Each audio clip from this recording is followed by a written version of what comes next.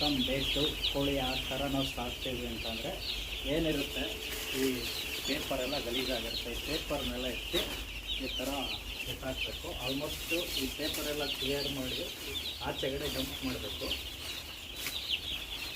ಆಮೇಲೆ ಇದರಲ್ಲೆಲ್ಲ ಫೀಡಿಲ್ಲ, ಇದಕ್ಕೆ ಫೀಡ್ ಹಾಕಿ ನೆಕ್ಸ್ಟು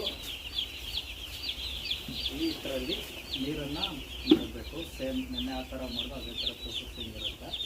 ಪೇಪರ್ ಎತ್ತದನ್ನು ಈ ಥರ ತೋಟಕ್ಕೆ ತಗೊಬಂದು ಡಂಪ್ ಮಾಡ್ತೀವಿ. ಈ ಥರ ಎಲ್ಲ ಕೋಳಿ ಫಾರಮಲ್ಲಿ ಅದು ವೇಸ್ಟೇಜ್ ಅಂತ ಎಲ್ಲ ಉಪಯೋಗ ಅಂಥದ್ದೇ ಆಗುತ್ತೆ.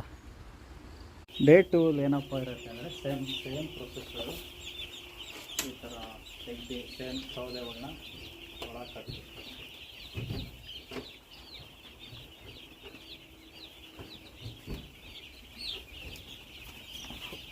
ಹೊಗೆ ಜಾಸ್ತಿ ಇರುತ್ತೆ, ಇವೆಲ್ಲ ಇದ್ದೇ ಇರುತ್ತೆ. ರೈತರ ಮೇಲೆ ಇವೆಲ್ಲ ಕೊಡಬೇಕು.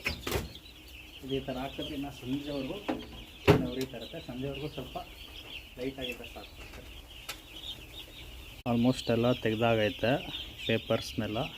ನೋಡಿ ಈ ಥರ ಕಾಣಿಸುತ್ತೆ ಪೇಪರ್ಸ್ ಎಲ್ಲ ತೆಗೆದಾದ್ಮೇಲೆ. ಆ ಕಡೆ ಲೈಟ್ ಹೋಗೈತೆ, ಸಂಜೆ ತೊಗೊಂಡು ಹಾಕಬೇಕು. ಅದನ್ನು ಈ ಥರ ಕಾಣಿಸುತ್ತೆ ಡೇಟು. ಬಟ್ ಇವಾಗಲೂ ಫಾರಮಲ್ಲಿ ಇದೇನಪ್ಪ ಅಂದರೆ ಡೈಲಿ ಇದೇ ಥರ ನಾವು ನೀರು ಬಿಡಬೇಕು. ನೀಟಾಗಿ ಡೈಲಿ ಇನ್ನೂ 7 days ಇದೇ ಥರ ನೀರು ಬಿಡ್ತೀವಿ. ಈ ಥರ ಎಲ್ಲ ಖಾಲಿಯಾಗಿ ಹೋಗಿರುತ್ತೆ. ಆಲ್ಮೋಸ್ಟು 7 days ಬಿಡಬೇಕು.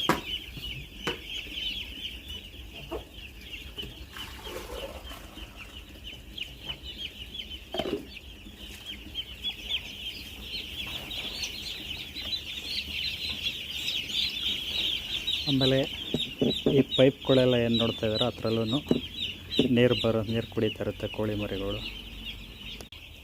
ನೆಕ್ಸ್ಟ್ ನೀರು ಹಾಕಾದ್ಮೇಲೆ ನಾವು ಮಾಡಬೇಕಾಗಿರೋ ಕೆಲಸ ಏನಂತಂದರೆ ಫೀಡ್ ಹಾಕೋದು. ಇದಕ್ಕೆಲ್ಲ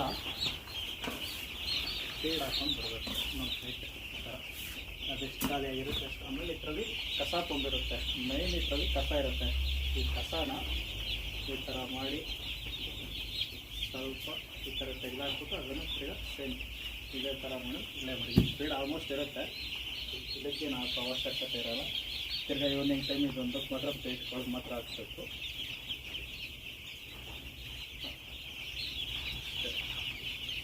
ಆಮೇಲೆ ಇದಕ್ಕೂ ಅಷ್ಟೇ ಈ ಥರ ಸೈಡ್ಗೆ ಹಾಕಬೇಕು.